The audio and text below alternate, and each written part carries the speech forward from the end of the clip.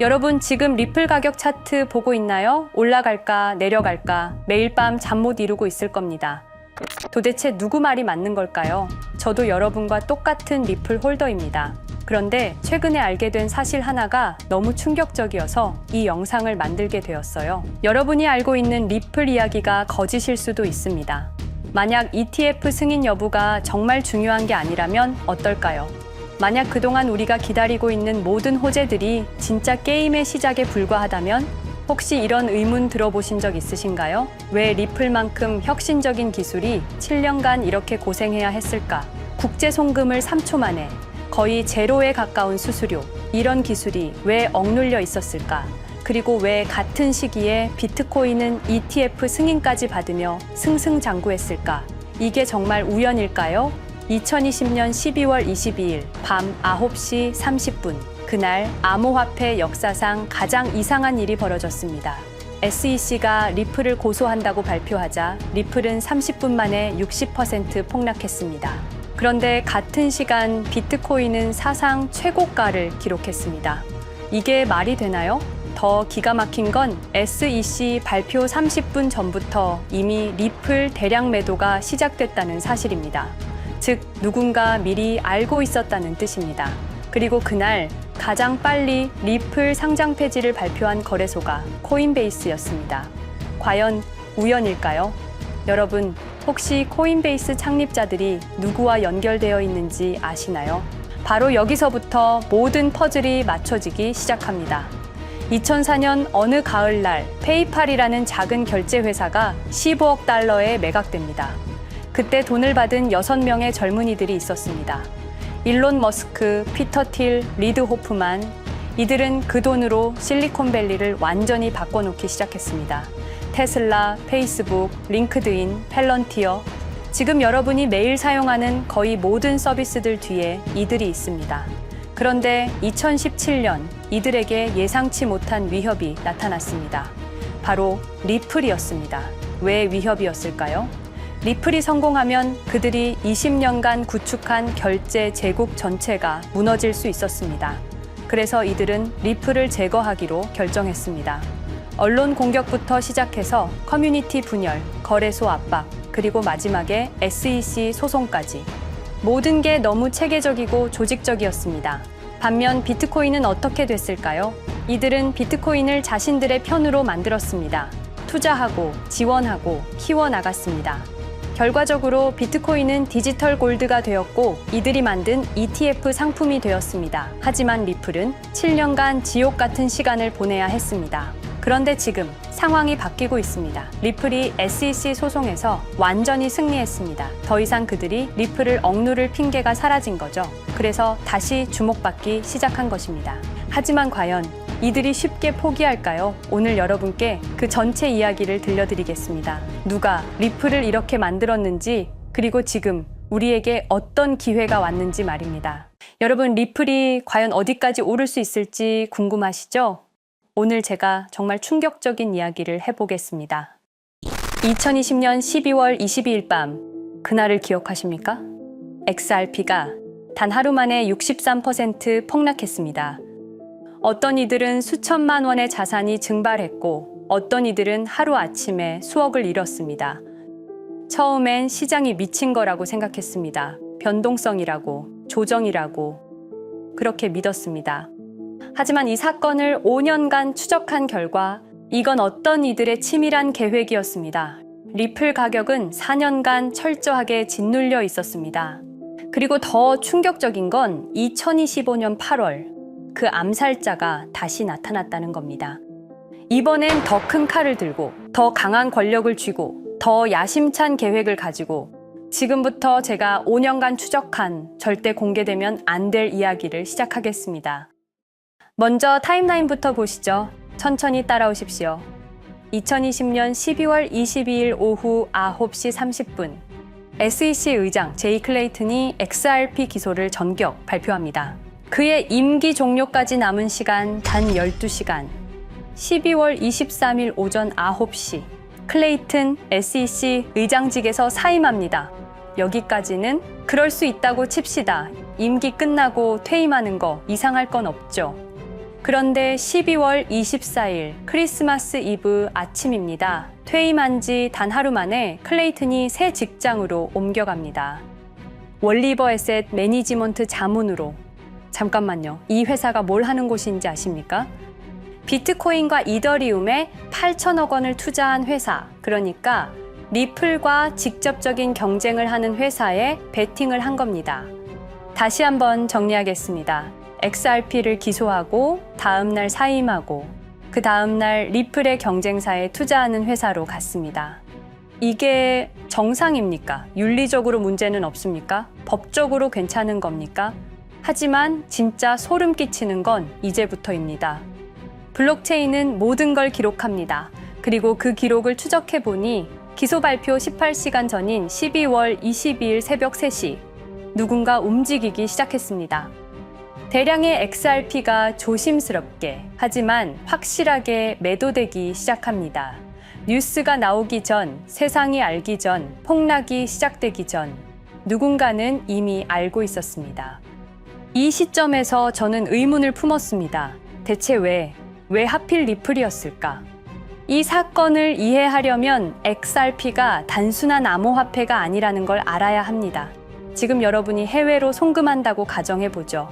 한국에서 미국으로 1,000만 원을 보낸다면 스위프트라는 시스템을 거칩니다. 전 세계 200개국 11,000개 금융기관이 연결된 거대한 네트워크. 벨기에 브뤼셀에 본부가 있지만 실질적으로는 미국이 완전히 통제하고 있습니다.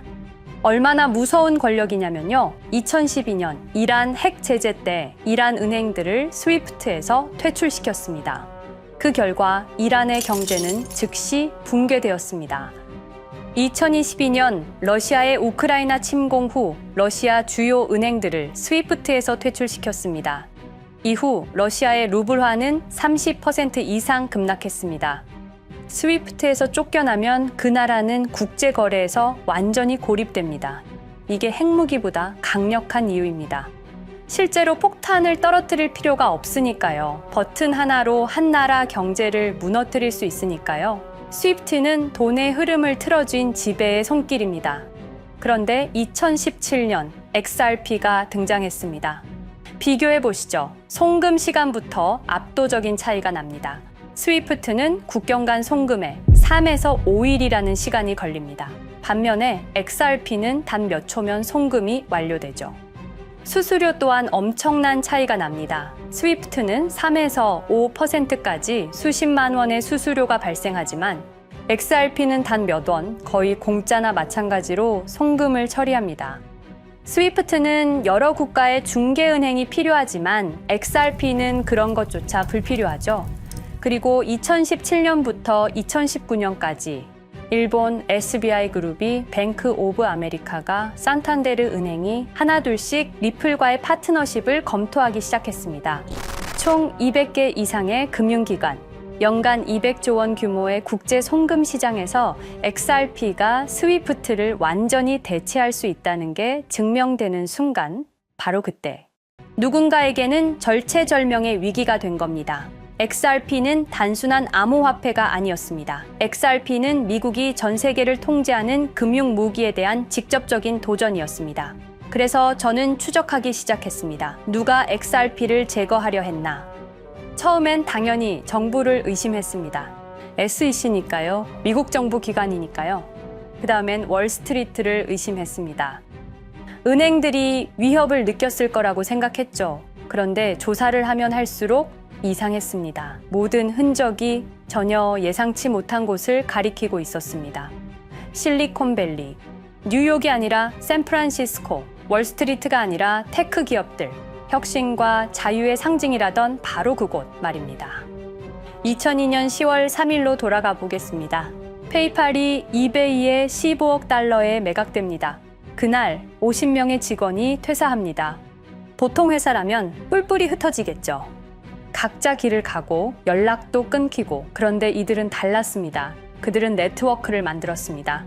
서로의 회사에 투자하고 서로를 임원으로 영입하고 서로의 성공을 발판 삼아 더 크게 성장하고 20년이 지난 지금 그들이 창업하거나 투자한 기업들의 시가총액을 합치면 우리나라의 GDP보다 큽니다. 2007년 포춘지가 이들에게 특별한 이름을 붙였습니다. 페이팔 마피아. 당시엔 실리콘밸리 성공 신화로 보도됐죠. 아름다운 동료의 혁신가들의 연대, 그런 이야기들. 하지만 2025년 지금 우리는 다르게 보게 됩니다. 핵심 인물들을 하나씩 보시죠. 피터 틸, 1998년 페이팔 공동 창업, 2002년 억만장자 등극, 2003년 그는 새로운 게임을 시작합니다.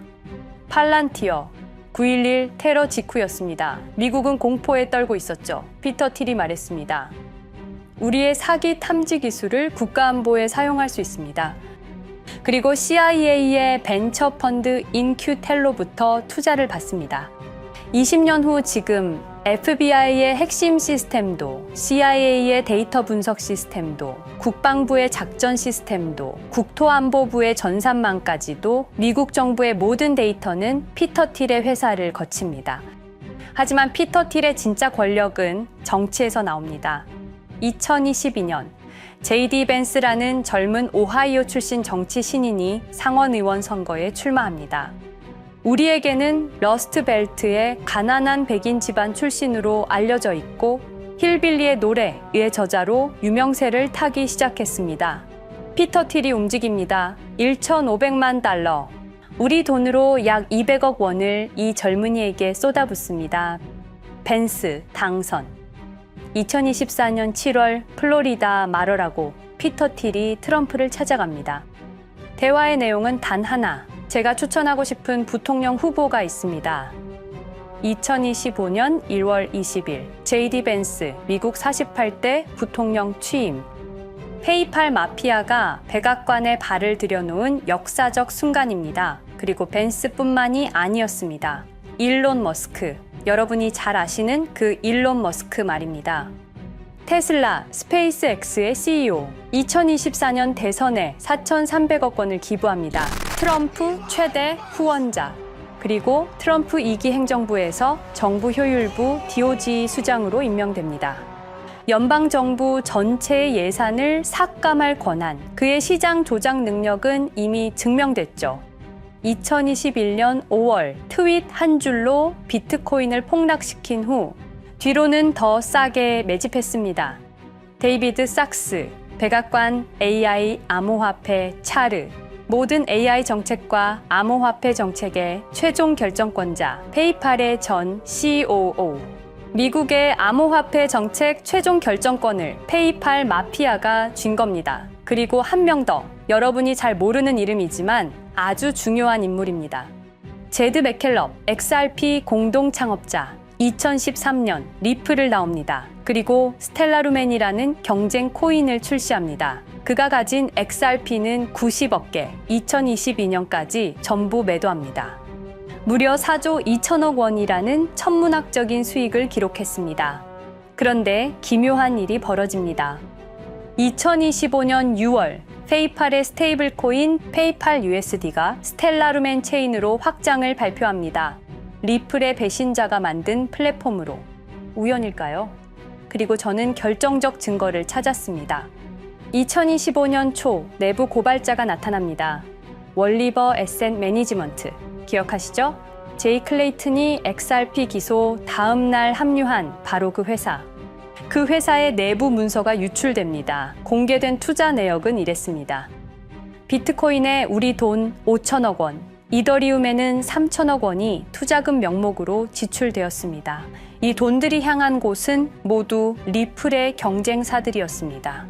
그리고 충격적인 숨겨진 투자 내역. 스텔라루멘에는 700억 원을, 팔란티어의 주식에 1조 6천억 원, 금액이 비공개된 투자금은 페이팔의 페이팔 USD로 향했습니다. 잠깐, 스텔라루멘, 제드 맥켈럽의 코인, 팔란티어, 피터 틸의 회사, 페이팔 USD, 페이팔의 스테이블 코인. 제이 클레이튼이 SEC를 나오자마자 들어갔던 월리버 에셋 매니지먼트를 통해서 팔란티어, 스텔라루멘, 페이팔로 흘러 들어간 것입니다. 모든 것이 연결됩니다. 모든 것이 한 곳을 가리킵니다. 이건 우연이 아닙니다. 리플과 SEC의 소송전은 거대한 연극이었던 것입니다. 모든 게 페이팔 마피아들의 계획이었던 겁니다. 이제 전체 그림이 보입니다. 페이팔 마피아의 리플 제거 작전, 이제 전부 재구성할 수 있습니다. 제드 맥켈럽이 XRP 공동 창업자로 참여하여 핵심 기술을 습득. 2013년 의도적으로 갈등을 벌인 후 퇴사. 그것도 90억 개의 XRP를 보유한 채로 말이죠. 시한폭탄을 설치한 겁니다. 피터 틸의 팔란티어, 2003년 CIA의 인큐텔 펀드 투자로 창업. 2020년까지 FBI, CIA, 국방부의 핵심 시스템을 장악하게 됩니다. 미국 정부 전체를 들여다볼 수 있게 된 겁니다. 2018년 6월, 우리 모두가 아는 바로 그 SEC 기업금융국장 윌리엄 힌먼의 발언. 이더리움은 증권이 아니다.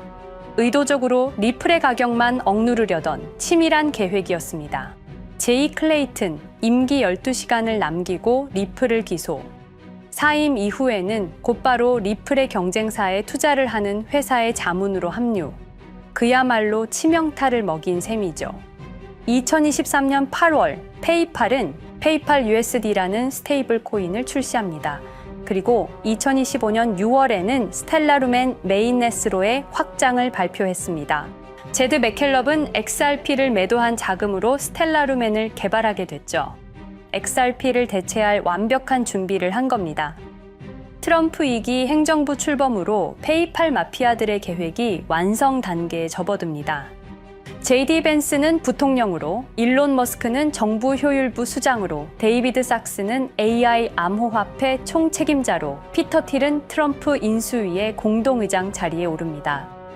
페이스북의 모회사인 메타의 로비 비용을 보면 확실히 알 수 있습니다. 2024년 로비 비용으로 역대 최고 금액인 약 2,400억 달러를 지출했습니다. 로비스트 수도 2016년에는 31명에 불과했지만 2024년에는 의원 8명당 1명 꼴인 65명으로 늘어났죠. 정치 권력을 장악하기 위한 그들의 야욕이 그대로 드러나는 부분입니다. 데이비드 sak스, 백악관 입성 후 단 2주 만에 리플이 수년간 워싱턴에 배치한 로비스트들을 전원 축출했습니다. 겉보기에는 이해관계 충돌이라는 명분을 내세웠지만 실제로는 경쟁 세력을 제거하려는 목적이었습니다. 리플의 스피커 역할을 할 마지막 정치적 통로마저 차단이 된 겁니다. 완벽한 계획이었습니다. 그런데 SEC와 리플의 소송전에서 그들이 예상치 못한 일이 벌어집니다. 2023년 7월 아날리사 토레스 판사의 판결. XRP 자체는 증권이 아니다. SEC는 즉시 항소했고 리플도 여기에 부분적으로 항소를 하게 되죠. 법정 공방은 끝이 어딘지도 모르게 이어졌습니다. 그리고 2025년 8월 놀랍게도 양측 모두 항소를 취하합니다. 5년 동안의 전쟁이 드디어 끝이 나게 된 순간이었습니다. 리플은 승리했습니다. XRP 가격은 무려 5,000원에 근접하게 상승했고 수많은 자산 운용사들의 XRP, ETF 신청 물결이 이어졌습니다. 그리고 리플은 히든로드를 12억 5천만 달러의 인수, 리플 프라임이라는 이름으로 새롭게 출범시켰습니다. 스테이블 코인 리플 USD는 출시 1년 만에 시가총액 10억 달러를 돌파하는 기염을 토합니다. 현재 리플의 기업 가치는 400억 달러 이상으로 평가받고 있습니다. XRP는 죽지 않았습니다. 5년 동안 억눌렸던 것이 폭발적으로 성장하기 시작합니다. 투자자들이 돌아오고 은행들이 재접촉하고 파트너십들이 재개되고 우리가 이긴 건가? 정의가 승리한 건가? 아니었습니다. 2025년 8월 18일 XRP 승리 발표 불과 10일 후 뉴스가 터집니다. 제이 클레이튼 맨해튼 연방검사로 정식 임명. 5년 전 XRP를 기소했던 바로 그 사람. 이번엔 연방검사로 돌아왔습니다. 월스트리트의 보안관이라 불리는 미국에서 가장 강력한 검사직. 형사 기소권, 월스트리트 전체 감시 권한, 금융범죄 수사 총괄. 더 큰 칼을 들고 돌아온 겁니다. 그리고 2025년 11월 트럼프 대통령의 발표. 제이 클레이튼을 앱스타인 사건 수사 책임자로 임명합니다. 잠깐, 왜 하필 클레이튼일까요? 왜 XRP 소송이 끝나자마자일까요? 왜 지금일까요? 그리고 그는 다음엔 누구를 조준할까요? 리플은 부활했습니다. 하지만 페이팔 마피아는 멈추지 않았습니다. 2025년 상반기, 이상한 패턴들이 포착되기 시작합니다. 일론 머스크의 행동이 변합니다. xAI에 추가 투자가 급증했고 테슬라 AI 개발에 급가속을 하기 시작했습니다. 그리고 이상하게도 특정 AI 기술에 대한 공격적 언급이 증가했습니다. 일론 머스크답지 않았습니다. 그리고 2025년 3월 한 AI 코인의 공식 계정이 일론 머스크의 X라는 플랫폼에서 갑자기 사라집니다. 노출 제한을 당했고 광고 계정들도 정지가 됐습니다. 특정 코인에 관련한 영상들이 전부 삭제되었습니다. 왜일까요? 이 코인에는 특징이 있습니다. 진짜 AGI 구현 가능한 탈중앙화, AI 네트워크로 평가받고 있는데 초당 수십억 단위의 연산 처리가 가능한 정도입니다. 수백만 개의 노드가 연결된 분산 뉴럴 네트워크, 이건 테슬라도 구현하지 못했습니다. 메타도 구현하지 못했습니다. 중앙화 시스템인 오픈AI가 꿈도 꿀 수 없는 것입니다. 이 코인만이 유일하게 성공했습니다. 그런데 시가총액은 테슬라의 500분의 1 수준에 머물고 있습니다. 질문 드리겠습니다. 이렇게 혁신적인 기술인데 왜 플랫폼에서 차단을 당하고 검색조차 되지 않으며 알고리즘에서 철저하게 배제당하고 가격은 또 왜 이렇게 낮은 걸까요? 답은 하나입니다. 그들이 지금 사고 있기 때문입니다. XRP 때와 똑같은 패턴입니다. 역사는 반복되고 있습니다. 그리고 지금도 머스크와 페이팔 마피아의 자금이 이 코인으로 조용히 흘러 들어가고 있습니다. 가격이 낮은 건 무가치해서가 아닙니다. 리플이 그랬던 것처럼 그들이 움직이고 있기 때문입니다. 저는 이 AI 코인의 정체를 여기 유튜브에서 공개하려 했습니다. 하지만 치명적인 문제가 있습니다. 유튜브, 2005년 페이팔에서 나온 3명의 남자가 만들었습니다. 체드 헐리, 스티브 첸, 자베드 카림. 여러분이 지금 보고 계시는 이 유튜브라는 플랫폼조차도 모두 페이팔 마피아 출신의 감시망 안에 있습니다. 그리고 X는 일론 머스크가 소유하고 있습니다. 페이스북은 피터 틸의 첫 외부 투자로 시작했습니다. 그들은 플랫폼을 소유하고 있습니다. 백악관도, SEC도, FBI, CIA 계약도, 주요 SNS 플랫폼도 모두 그들 손안에 있습니다. 이전에 제가 이 코인을 공개한 영상이 있었습니다. 그러나 그 영상은 바로 삭제됐고 채널도 정지됐습니다. 가이드라인 위반은 전혀 없었습니다. 그냥 사라졌습니다. 불편한 진실이 다뤄질 때마다 이런 일이 반복됐습니다. 하지만 한 가지는 분명합니다. 5년 전 XRP 투자자들은 속수무책이었습니다. 그런데 그들은 포기하지 않고 5년을 버텼습니다. XRP는 부활했고 포기하지 않는 사람들은 큰 수익을 얻었습니다. 그들은 우리가 잊었다고 생각합니다. 그들은 우리가 용서했다고 생각합니다. 그들은 우리가 포기했다고 생각합니다. 역사를 기억하는 자가 역사를 만듭니다. 자, 이제 질문하겠습니다. 역사는 지금 이 순간에도 반복되고 있습니다. 똑같은 패턴으로, 똑같은 방법으로 또다시 당할 수만은 없습니다. 그들에게 리플이 당했던 것과 똑같은 패턴으로 가격이 짓눌리고 있는 이 코인은 리플이 그랬던 것처럼 결국 모든 걸 이겨내고 상승할 수밖에 없을 것입니다. 그들의 계획을 미리 예측해서 우리가 조금이라도 더 빨리 움직인다면 우리는 도지코인, 시바이누를 초기에 매수했던 사람들처럼 상상할 수도 없는 수익을 올릴 수 있을지도 모릅니다. 저는 오늘 이 코인을 여러분께 공개하겠습니다. 단 유튜브의 스크립트, 작성 기능 때문에 직접적으로 언급할 수는 없습니다. 영상 설명란과 고정 댓글에 있는 링크를 통해 간단한 양식을 작성해 주시는 모든 분들께 이 코인을 알려드리도록 하겠습니다. 선택은 여러분의 몫입니다. 아무것도 하지 않으면 아무 일도 일어나지 않습니다. 행동하십시오. 그러면 여러분의 인생은 바뀌게 될 겁니다. 긴 영상 시청해 주셔서 감사드리고 궁금하신 점은 댓글을 통해 말씀 주시면 제가 성심성의껏 답변해 드리도록 하겠습니다. 감사합니다.